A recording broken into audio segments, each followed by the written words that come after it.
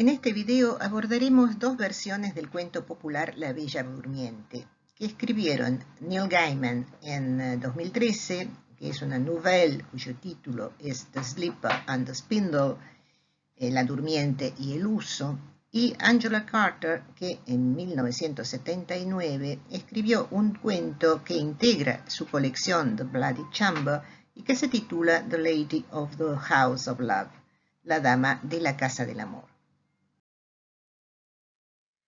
Gaiman tiene una larga trayectoria y es conocido por un trabajo creativo en el que la ficción literaria comparte un espacio con la representación gráfica, como en el caso de Coraline, que nació como novela y luego pasó a los formatos de novela gráfica y película animada.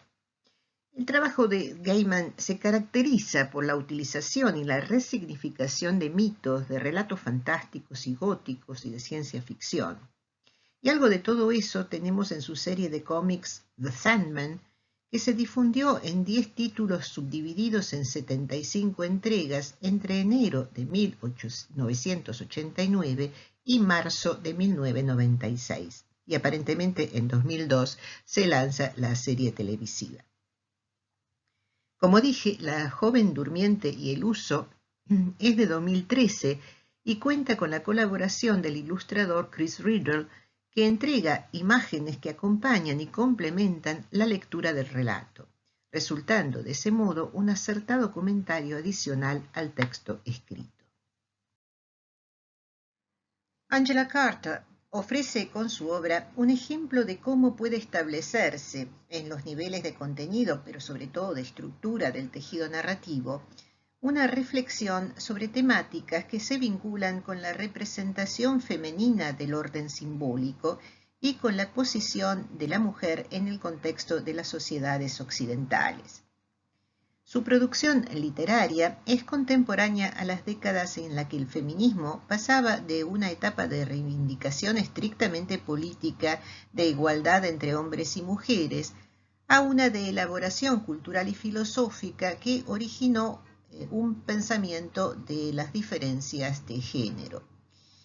Como sabemos, esto produjo una proliferación de producciones teóricas feministas que, rechazando la homologación a modelos de pensamiento y comportamiento masculinos, ha buscado caminos diferentes para hacer escuchar la propia voz, una voz genéricamente marcada y productora de saberes.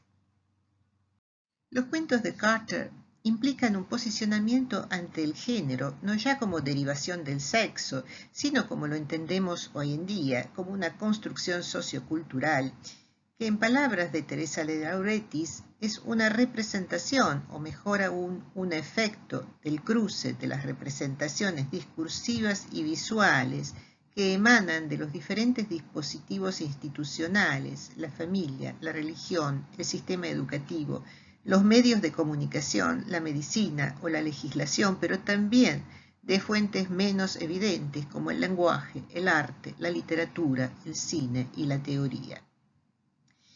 Hay una tarea de reflexión que lleva adelante Carter en torno a la fuerte carga de identificaciones de género que proviene de los cuentos populares y de la posibilidad de operar entonces creativamente una labor de desidentificación y desnaturalización de ciertos presupuestos. En la colección de cuentos La Cámara Sangrienta, Carter persigue precisamente estos fines. En la reescritura de las fábulas, lleva a cabo un trabajo de reinterpretación y de expansión de esas huellas que en los textos originales aludían muy veladamente, por ejemplo, a los deseos que no se nombraban o quedaban neutralizados por la estructura cerrada de los cuentos de hadas y por las posiciones y funciones rígidamente codificadas de los personajes. Como podrán apreciar, la edición española de la editorial Sexto Piso ha ilustrado el volumen con diseños de la artista chilena Alejandra Acosta, que entiendo que si bien Carter no había pensado en ilustrar sus historias, esta propuesta editorial enriquece y profundiza la búsqueda estética y política de la original. Con los cuentos de Gaiman y Carter he querido trasladar lo onírico hacia territorios más alusivos que directos.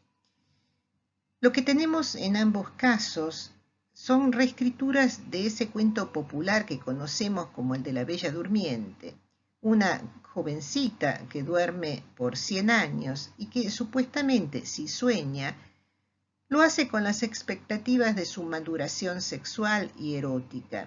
Estaría soñando con el varón que la salve, que la saque del letargo en el que ha caído. Se supone que la jovencita desarrolla a través de los sueños de su prolongado dormir la conciencia de su femineidad. Cuando despierta ya estaría apta para enfrentar una vida de esposa y de madre. Por otra parte, con las fábulas se accede a una forma de atemporalidad y a una universalidad que no son neutras, puesto que al sacar el relato de sus raíces históricas, se fomenta mantener representaciones hipertradicionales, en particular sobre los géneros y las funciones asociadas a los mismos, haciendo entonces que los estereotipos se fijen, perduren en la transmisión generacional de los motivos.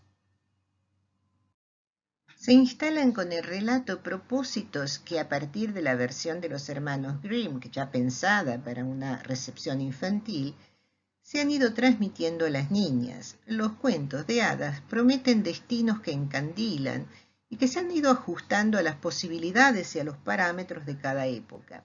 En todos los casos hay un varón de alcurnia que reconoce la bondad de una joven. Que sea buena es imprescindible, puesto que ser buena equivale a mansedumbre.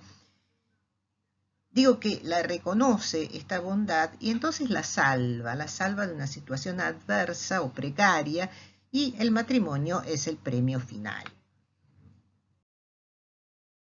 En la larga serie de reescrituras, los motivos que se repiten son los derivados de una maldición o castigo impuesto por entidades sobrenaturales, un dictamen inapelable para los humanos.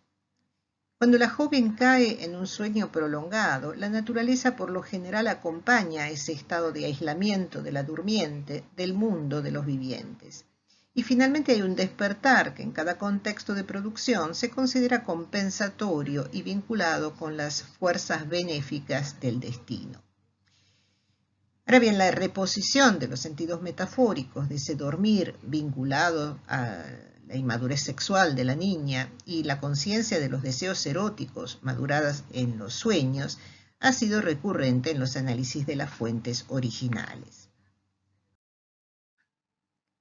En cada reescritura, la adolescente destinada a un ciclo de sueño continuado se sumerge en él luego de pincharse con un elemento filoso, una espina, una astilla, un huso, etc.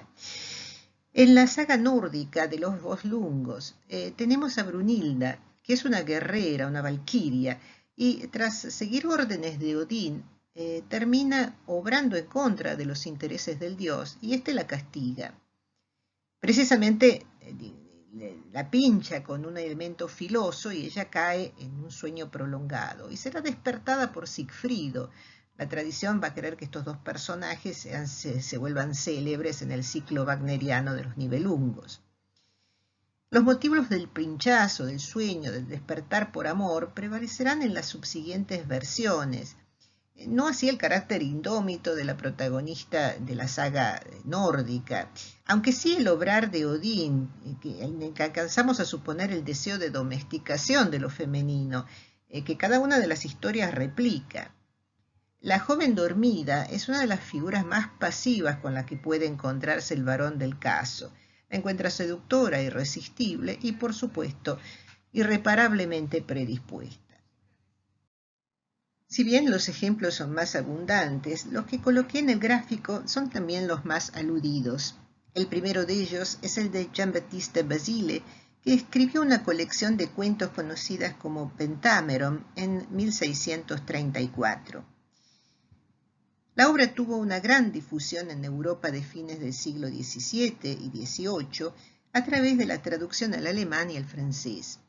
Los relatos de Basile están dirigidos a una recepción adulta, puesto que la idea de la literatura concebida para la infancia es muy posterior. Sus temas y fuentes provienen tanto de la transmisión oral y popular como de autores clásicos latinos. En su versión de La Durmiente, la protagonista tiene nombre, se llama Thalía. En Perrault solo será conocida como Bella y los Grimm la llamarán Preciosa Rosa y en Disney será Aurora. Cuando Charles Perrault escribe La Bella Durmiente en el bosque a fines del siglo XVII y más precisamente en 1695, basa su historia en el cuento del italiano Giambattista Basile, que llevaba el nombre de Sol, Luna y Thalía.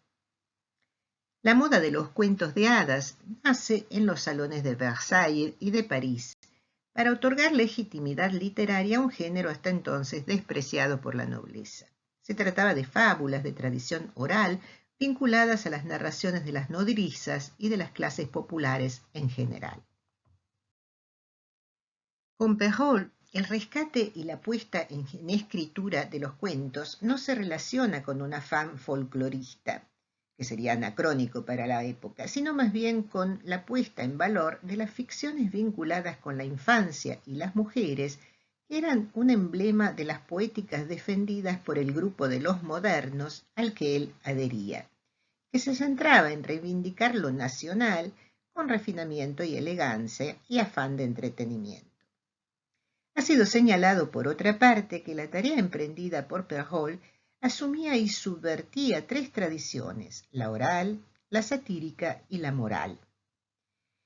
Las moralejas que el autor incluye al final de cada cuento clausuran los sentidos y, sin repetirlos, vuelve a decir lo que transmitían los cuentos que le llegan por la tradición oral, en un logro que es, a la vez, ético y estético.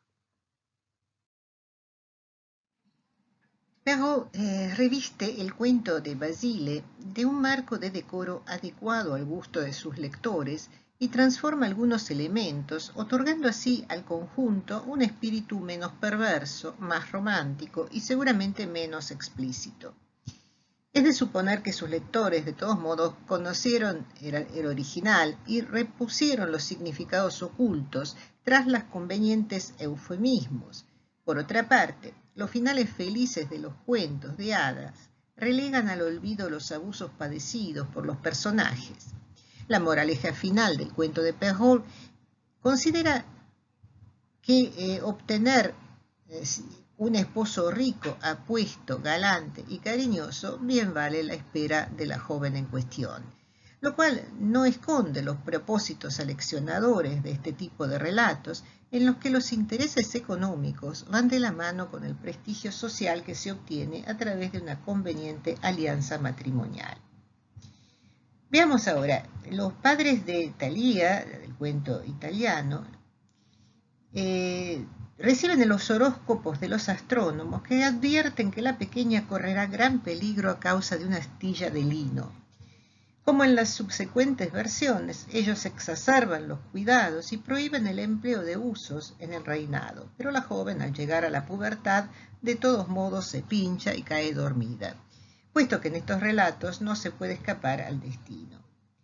En Basile, el padre coloca a la durmiente en una mansión desierta y alejada de su morada, y ahí la abandona para que su presencia no lo haga sufrir.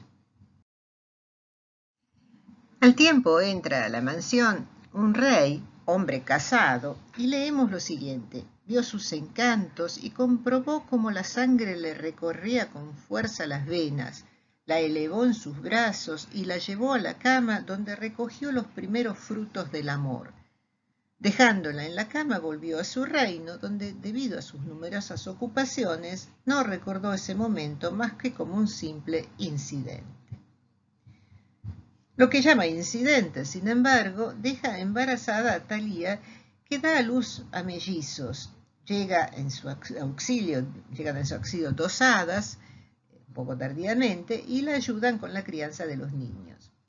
A los 2 años el rey recuerda el gozoso encuentro en el bosque y regresa para repetirlo, solo que ahí descubre que la joven está viva y que tiene 2 hijos. Lo lleva a los tres a su reinado y luego de deshacerse de su malvada e infértil esposa, que quiere matar y comerse al trío, puesto que amenazan su estatus, se casa con Thalía y todos son felices.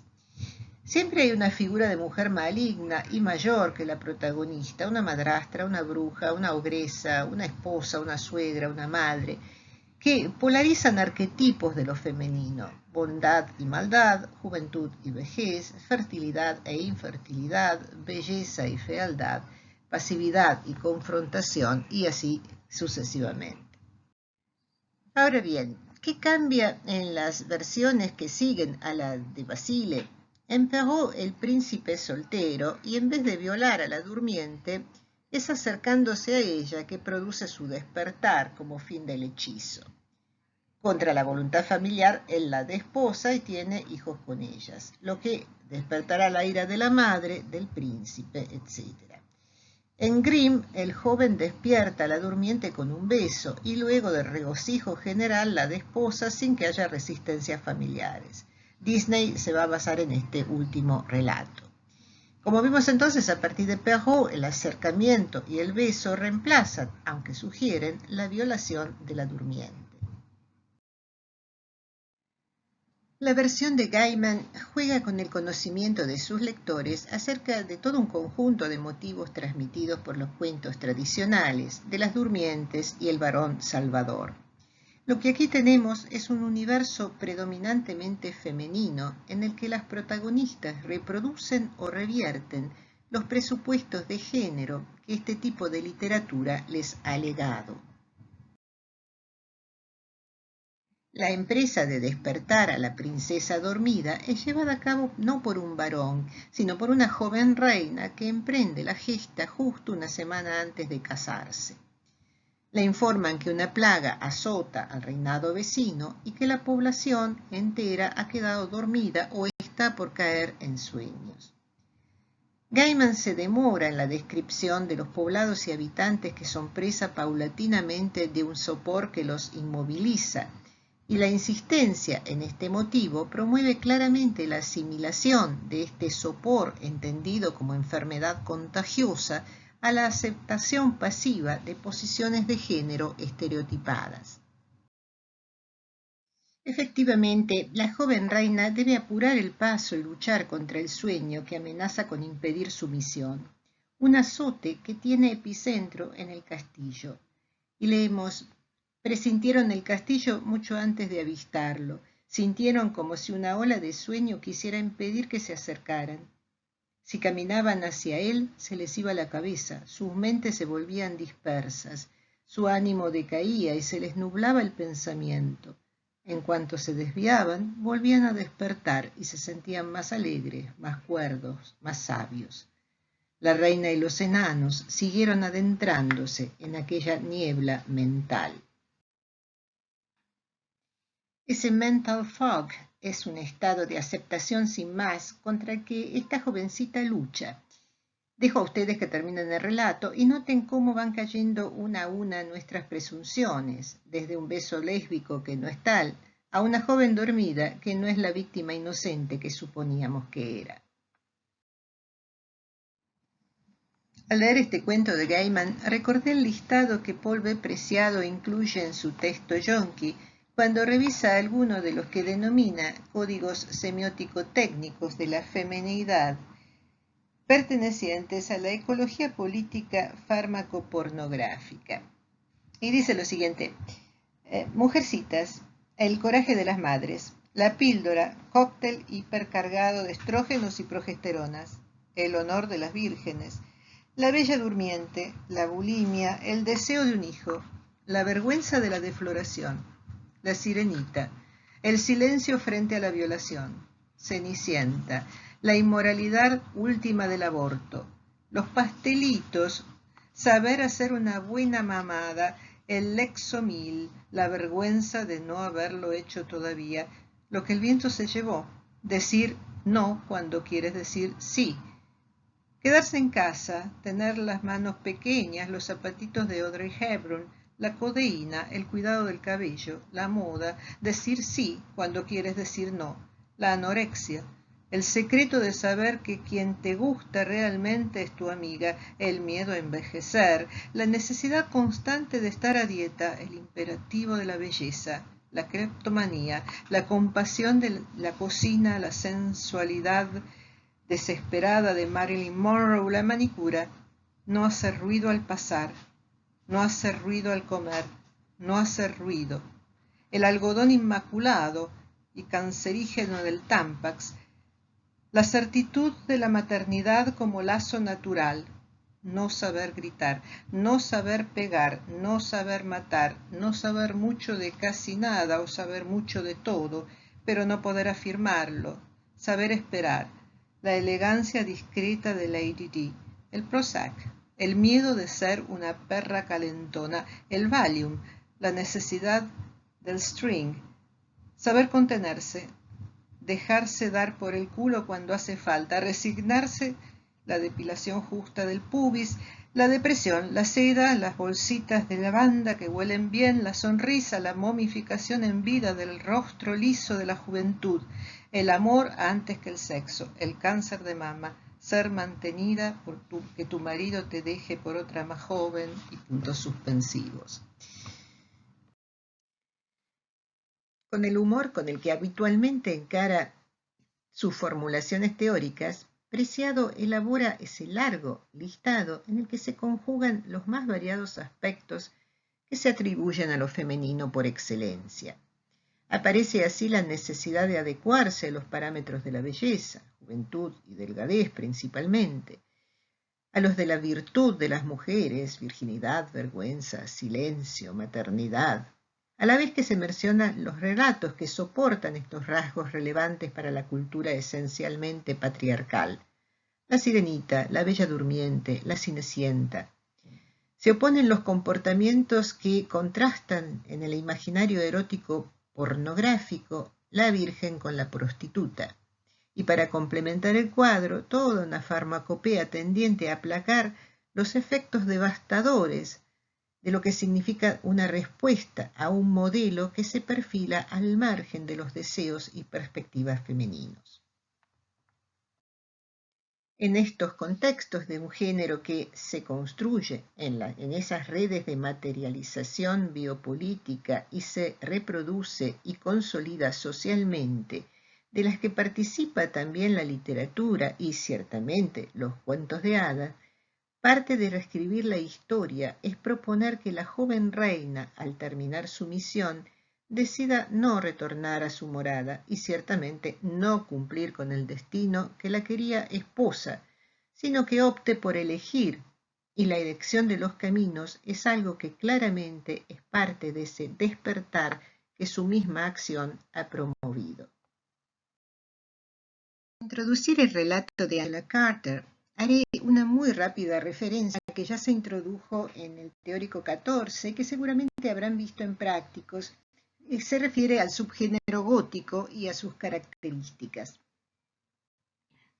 El gótico surge como una respuesta estética a las normativas del neoclasicismo del siglo XVIII y al hacerlo cuestiona ontológica y epistemológicamente los presupuestos de la representación mimética, poniendo en juego, a través de una serie de recursos narrativos, una retórica de lo siniestro con la explícita finalidad de producir terror y desconcierto. El texto que se considera fundador del subgénero es El Castillo de Otranto, de 1764, escrito por Horace Walpole, que evidentemente logró plasmar los temores de la época y las tensiones entre los exponentes de la antigua nobleza terrateniente y los nuevos actores de la política y la economía inglesas. A partir de los ingredientes barajados por Walpole, el depredador encarnado en el poderoso malvado y su víctima, la jovencita curiosa e inocente, a través de estos ingredientes entonces se escribió una enorme cantidad de novelas, muchas de ellas escritas por mujeres. La más reconocida fue Anne Radcliffe a fines del siglo XVIII con Los misterios de Udolfo. En 1796, otro gran exponente de la novela gótica es el maravilloso volumen escrito por el muy jovencito Matthew Lewis, que se titula El monje. En 1817, Jane Austen escribe la novela paródica Northanger Abbey, que ridiculiza los efectos de la enorme proliferación de novelas de este tipo que repetían los esquemas y promovían desbordes emocionales y sentimentales, particularmente entre el público femenino, que se suponía el principal destinatario de estos relatos. A mediados del siglo XIX, con las hermanas Brontë, tenemos dos ejemplos bien diferentes de ambientaciones góticas. La de Emily, con Cumbres borrascosas y las fuertes tensiones entre los elementos racionales e irracionales, y la novela de Charlotte, que se constituye como una Bildungsroman. El ejemplo de la saturación paródica en Austen señala el ocaso de determinadas combinaciones de elementos, puesto que ya con las Brontë tenemos algo completamente diferente, y con Frankenstein de Mary Shelley y El vampiro de Polidori se disponen en el escenario literario decimonónico inglés nuevos personajes en los que se encarna el mal, el hombre de ciencia que se vincula con las acciones futuras y el vampiro que amenaza con la fuerza de los terrores ancestrales. Drácula, de Bram Stoker, se publica en 1896 y es el claro referente para el cuento de Angela Carter, que se sitúa con los eventos a comienzo de la Primera Guerra Mundial, es decir, en 1914. Pero el modo gótico de narrar es también una manera de privilegiar la serie de las repeticiones por sobre la apertura de la experiencia de las diferencias. Es el pasado que retorna en la repetición de determinados propósitos sin fin ni interrupción. Por un lado, como sucede con mayor evidencia en el gótico clásico, es un mecanismo que revela el horror de las clases dominantes ante cualquier cambio radical, inherente, por otra parte, a la dinámica histórica. Por otro lado, cada nueva presentación del modo gótico de narrar exhibe la diferencia entre dos temporalidades, representa una distancia inconmensurable entre dos realidades que coexisten. Las imágenes y criaturas fantasmales, cuya amenaza proviene desde un pasado ancestral, y las características de sus nuevas víctimas, con la dosis de atracción o repulsión, nostalgia o rechazo que se genere en cada caso. Entre las características del gótico clásico está la presentación de personajes tipo y de situaciones particulares como la amenaza de lo sobrenatural o el exceso de las pasiones, así como la presencia de elementos y criaturas que conmueven el paradigma de la realidad al que estamos acostumbrados. En el esquema de personajes y situaciones tipo tendríamos entonces a los protagonistas clásicos encarnados por el villano, que es atractivo, pero que da rienda suelta a sus pasiones a partir del lugar de poder que ocupa, y a la heroína, que es inocente, una joven indefensa, casta, virtuosa, pero demasiado curiosa, con una curiosidad que la lleva precisamente a asomarse peligrosamente a territorios desconocidos, por supuesto, arriesgando su integridad sexual.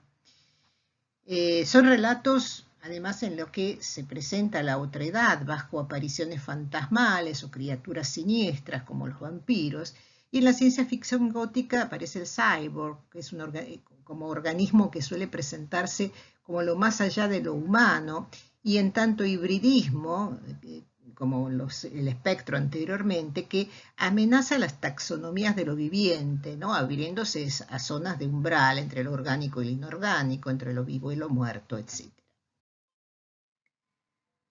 En La Dama de la Casa del Amor, la criatura es ella. Ella es toda colmillos y garras, caza y se atiborra de comida, y dice que de pequeña era como un zorro y se contentaba con crías de conejos que chillaban lastimeramente mientras ella les clavaba los colmillos en el cuello con una voluptuosidad que daba náuseas.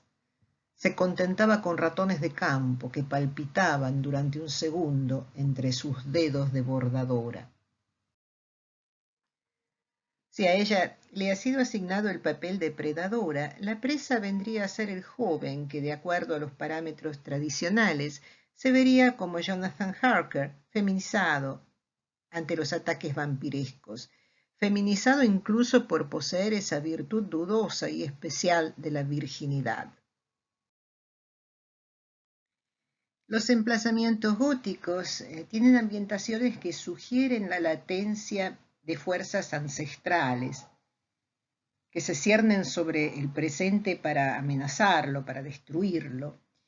Y leemos en Botting que el lugar por antonomasia de los relatos góticos, el castillo, predominó de manera sombría en la ficción gótica temprana, decadente, desolado, lleno de pasadizos ocultos. El castillo se relacionó con otros edificios medievales, especialmente abadías, iglesias, cementerios, que por lo general en su estado ruinoso remitían a un pasado feudal asociado con la barbarie, la superstición y el miedo. Y sigue Gotting, la arquitectura esencialmente medieval en su forma, y si bien la minuciosidad histórica no fue la preocupación rectora, señaló la separación espacial y temporal del pasado y sus valores con los del presente.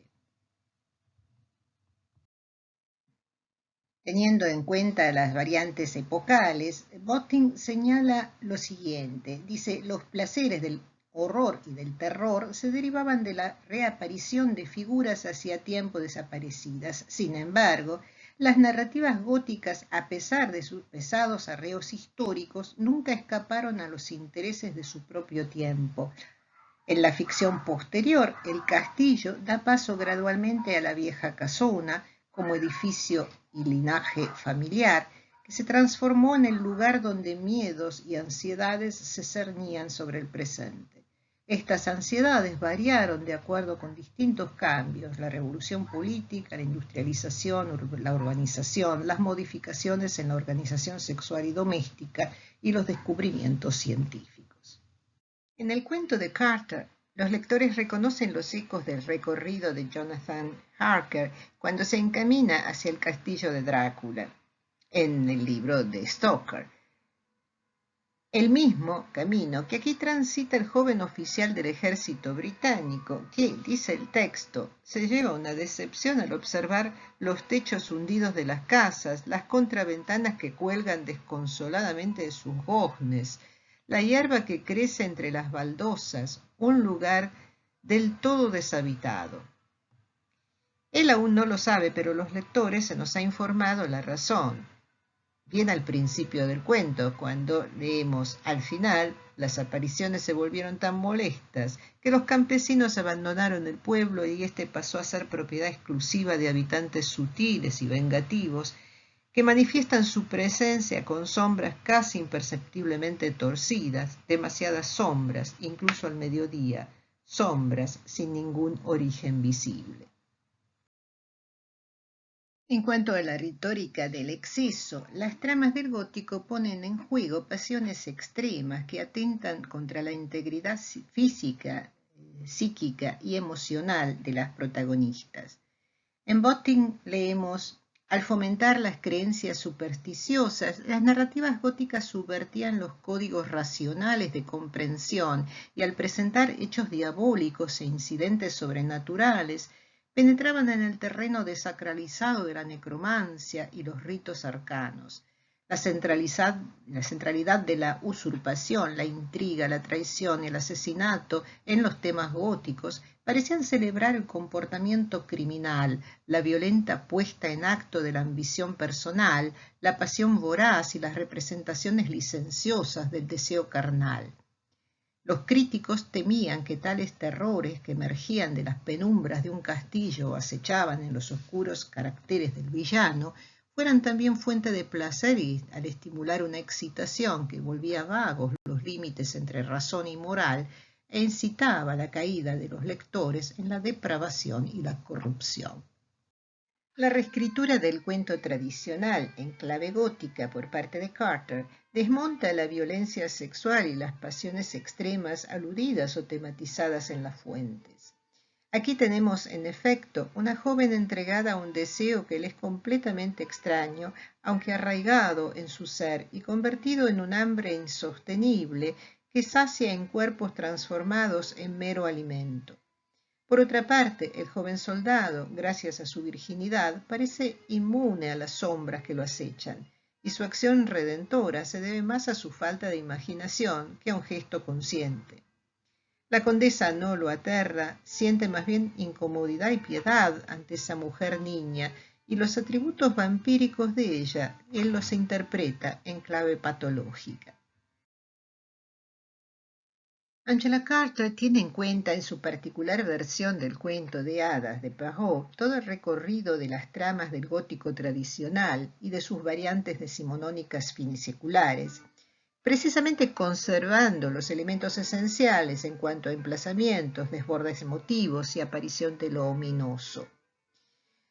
Opera como adelante una inversión significativa en cuanto a los papeles asignados a los personajes del gótico. Aquí la presa es el varón, que preserva sus características esenciales de inexperiencia sexual, y la fuerza depredadora está encarnada en la joven, que por otra parte es la bella durmiente del caso. De él se dice que tiene la virtud, como anticipé, especial de la virginidad, el más y el menos ambiguo de los estados, la ignorancia, pero al mismo tiempo el poder en potencia, y además el desconocimiento, que no es lo mismo que la ignorancia. Y eso dice el texto. Ella, por otra parte, se aclara, es el último brote del árbol ponzoñoso que surgió de las entrañas de Vlad el Empalador. Ella es hija de Nosferatu, es su heredera, pero no es ya la criatura sedienta de sangre, muerte y poder como el monstruo imaginado por Stoker, sino un ser que se siente atrapado en su morada. Se la compara con el pájaro enjaulado, que sabe una única canción, y el texto dice: la condesa es una casa encantada, no es dueña de sí misma. A veces sus antepasados aparecen y miran por las ventanas de sus ojos y la asustan mucho. Tiene la soledad misteriosa de los estados ambiguos, ronda en una tierra de nadie, entre la vida y la muerte, entre la vigilia y el sueño, tras el seto de flores con espinas, las sanguinarias rosas de Nosferatu. Los voraces ancestros de las paredes la condenan a una repetición perpetua de sus pasiones. La condesa es solo eso, una casa llena de espectros que resuena de las voces de los ancestros, esos que siguen vivos a través de las ventanas vacías de sus ojos. No hay identidad, ni tiempo, ni lugar. Es un contenedor de historias que pertenecen a otros. Está desposeída incluso de sí misma, una página en blanco en la que se ha marcado un destino que la sujeta a los mismos y perpetuos rituales. Ese es su eterno sueño del que espera ser despertada. Y es precisamente la entrada en escena del joven soldado que saca a la condesa Nosferatu del ciclo de las repeticiones. Las barajas de tarot se disponen en una nueva serie. Él introduce la temporalidad y el imprevisto en el mundo cerrado habitado por ella. Aparece la carta de tarot de los amantes, Les Amoureux, y leemos: los serios dedos de la condesa, dedos de una imagen sagrada, sacan la carta de Les Amoureux. Nunca, nunca. La condesa no había sacado nunca un destino que hablara de amor. Tiembla, se estremece, sus grandes ojos se cierran tras unos párpados nerviosos de venas finas. Esta vez, por primera vez, la preciosa adivina se ha echado una carta de amor y muerte. Tanto si está vivo como si está muerto, haré de sus huesos mi alimento, piensa.